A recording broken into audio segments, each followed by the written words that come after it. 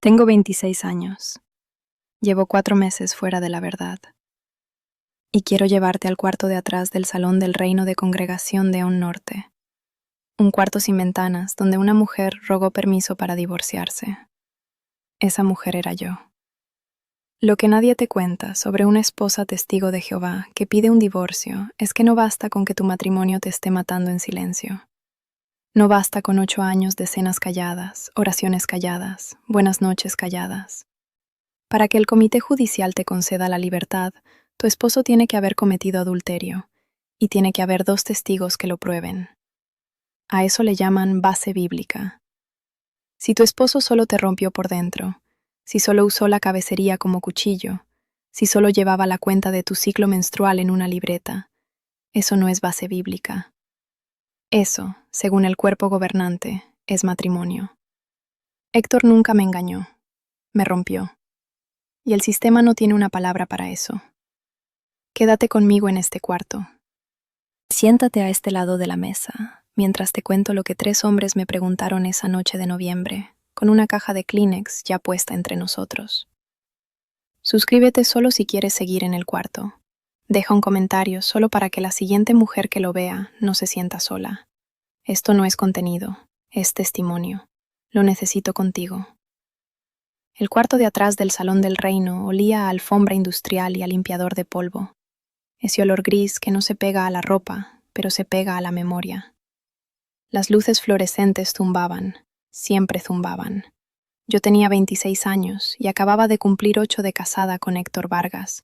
Y esa noche de noviembre, un miércoles, porque se oía a la pianista del otro lado de la pared, ensayando un cántico del reino para la reunión del jueves. Una y otra vez el mismo cántico. Nunca le salía el cambio de acorde. Alguien, no sé quién, había puesto una caja de pañuelos Kleenex en medio de la mesa rectangular antes de que yo entrara. Precolocada. Como se precoloca un balde antes de una cirugía. Eso fue lo primero que vi. Lo segundo fue la tabla de madera del hermano Ortega. Un clip de masonite color café con una libreta amarilla encima. Y ya estaba escrito a máquina el cuestionario. Yo sabía de dónde venía ese cuestionario. Venía del Manual Confidencial de Ancianos, el que los miembros comunes nunca vemos, el que se llama Pastoreen el rebaño de Dios. Lo sabía porque Héctor había sido siervo ministerial casi toda nuestra vida juntos, y una sola vez lo vi hojeando un pedazo fotocopiado en la mesa del comedor, y lo cerró rápido. Esa tabla tenía el peso de todo lo que nunca me habían dejado leer. Había un ventilador de pedestal en la esquina, blanco sucio, moviendo el aire como si tuviera asma. 4 sillas alrededor de la mesa, sin ventanas, una puerta cerrada por dentro. Y entre la pared y la mesa, a mis espaldas, el carrito de literatura que usaban los domingos, con ejemplares de la Atalaya y Despertad, apiladas como ladrillos de un muro bajo. Antes de entrar a ese cuarto, yo había caminado por el pasillo lateral del Salón del Reino con un nudo en el estómago que no era miedo exactamente. Era otra cosa.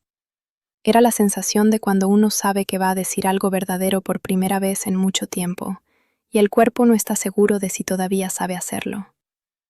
En el pasillo había una hermana mayor, doblando cajas de literatura vacías. Me saludó con la cabeza, sin sonreír. Ella ya sabía. Todos los que tenían que saberlo ya lo sabían. En Congregación León Norte, los comités judiciales no son un secreto, son un rumor con fecha. Durante toda esa semana, las hermanas del grupo de estudio de los martes habían estado orando por una carga específica en la congregación. Esa carga era yo. El hermano Ortega tenía 68 años, superintendente presidente, voz paternal. El hermano Cervantes, a su izquierda, tomaba notas con una pluma Bic y no me miró en toda la noche. El hermano Guzmán, al otro lado, tenía 47 años y era el mejor amigo de Héctor desde antes de nuestra boda. Debió haberse excusado. No se excusó.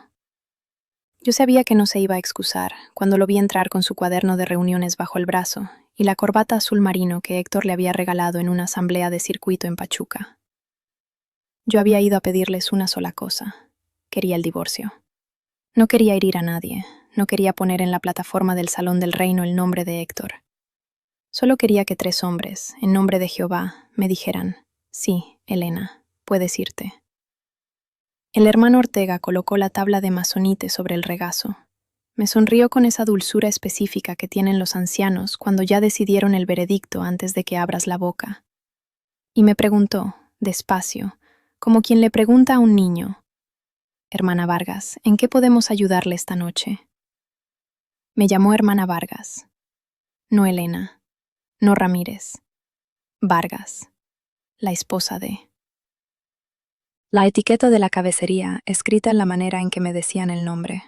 Y yo, con las manos sobre los muslos, con el cabello largo oscuro recogido como me lo había enseñado mi madre, con la falda a la rodilla y el cardigan abotonado hasta arriba, con el anillo liso sin diamante que Héctor me había puesto el 14 de octubre de 2017. Yo dije lo que había venido a decir. Dije que ya no podía. Dije que quería divorciarme. Dije muy despacito que Héctor no me había engañado. La tabla de masonite crujió cuando el hermano Ortega movió el lápiz sobre la primera línea escrita a máquina. Ellos tardaron 1 minuto largo en contestarme. El silencio en ese cuarto tenía peso, tenía temperatura. El ventilador y la pianista del otro lado, terca, sin hallarle el acorde, eso era todo lo que se oía. El hermano Ortega fue el que habló. Dijo, palabra por palabra, casi las mismas palabras que había dicho mi madre la mañana de mi boda. Hermana, recuerde que su esposo es su cabeza. Jehová le ha dado autoridad sobre usted. Y luego dijo lo que yo sabía que iba a decir, pero que hasta que lo dice alguien en voz alta no entiendes del todo cómo funciona la jaula. Dijo: para que podamos considerar una separación con base bíblica, necesitamos saber si el hermano Vargas ha cometido porneia. ¿Él le ha sido infiel? Yo dije que no. Entonces el hermano Cervantes, sin levantar la vista de la libreta, hizo la primera pregunta del cuestionario. Y ahí es donde quiero que entiendas el mecanismo, porque eso no fue una conversación, eso fue un procedimiento. El comité judicial no es 3 hombres improvisando preguntas, es 3 hombres siguiendo un guión. Las preguntas están escritas, el orden está escrito, las respuestas permitidas están escritas.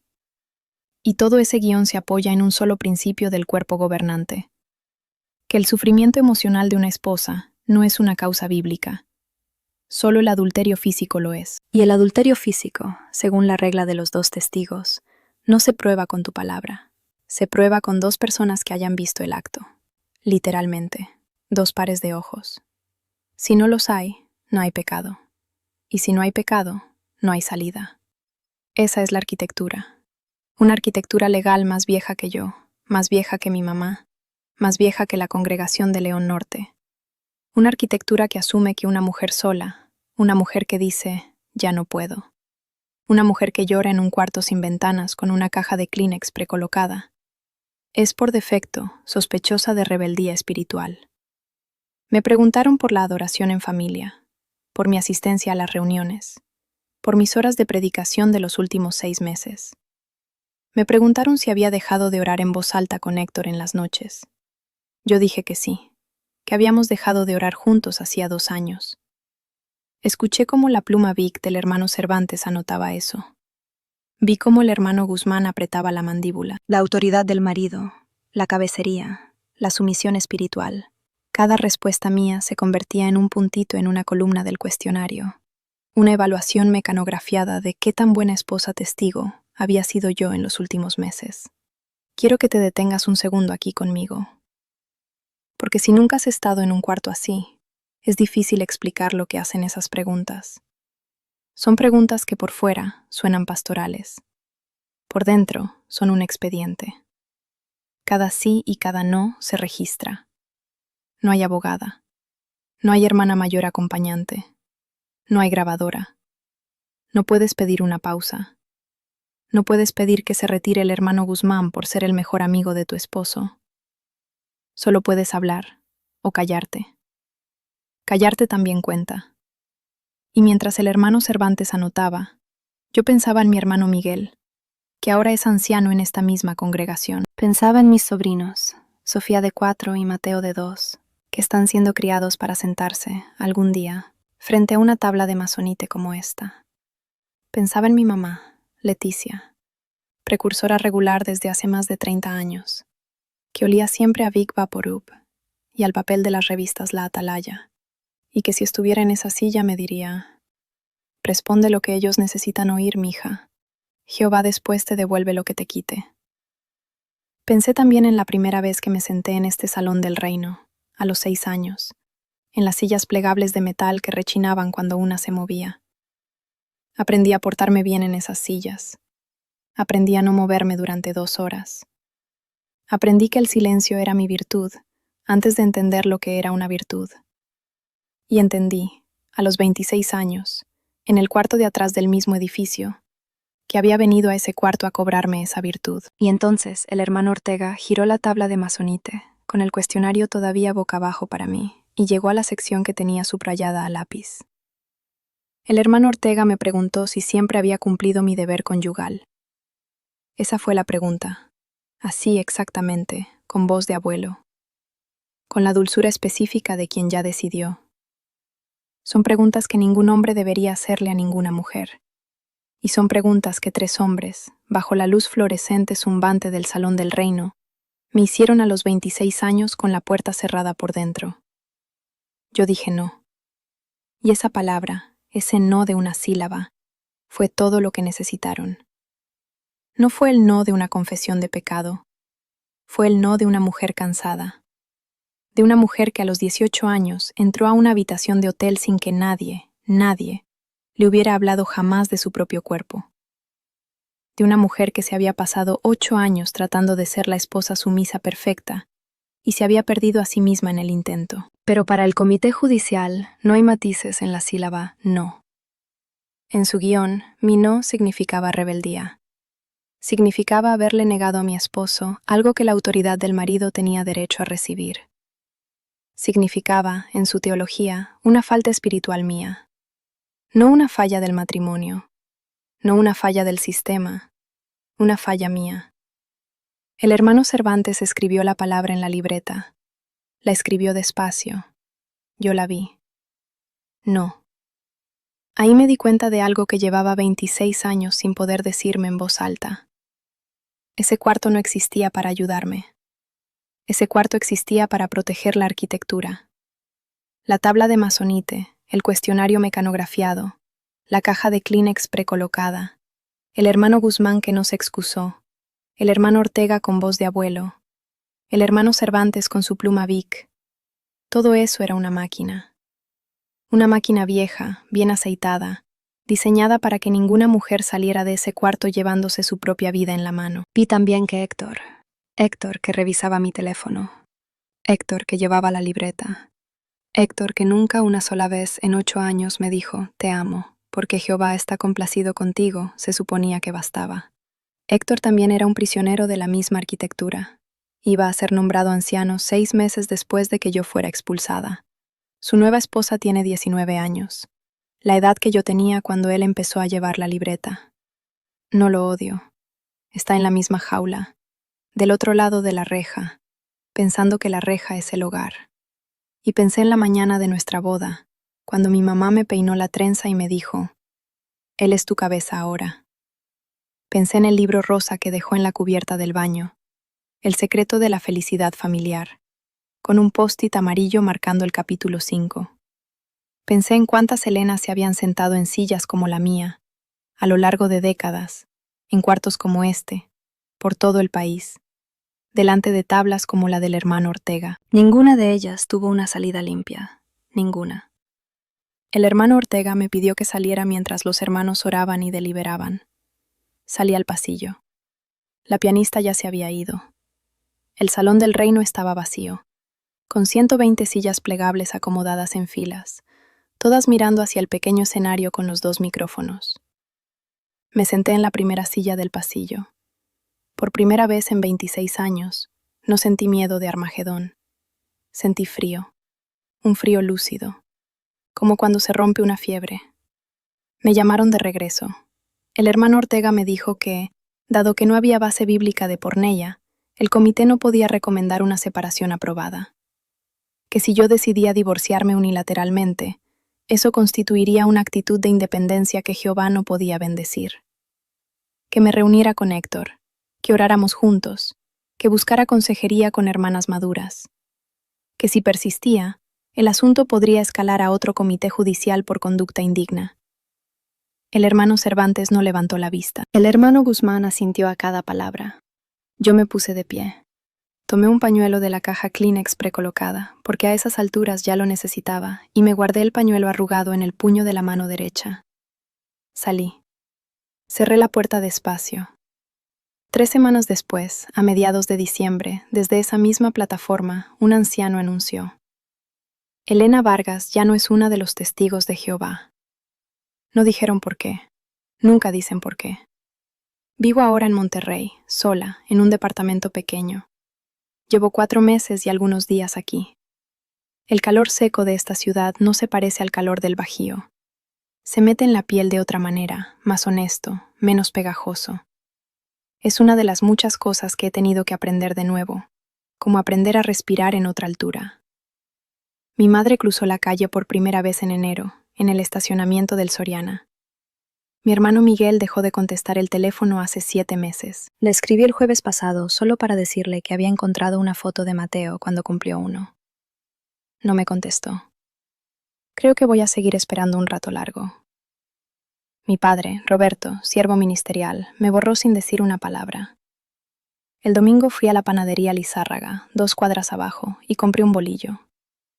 Lo partí a la mitad. Me lo comí con mantequilla y sal, sentada en una silla sola, sin oración. Fue la primera vez en mi vida que comí pan sin agradecerle a alguien por el pan. No sé cómo explicarte lo que eso se siente. No es rebeldía, no es tristeza. Es más bien como devolverle el pan a tu propia boca.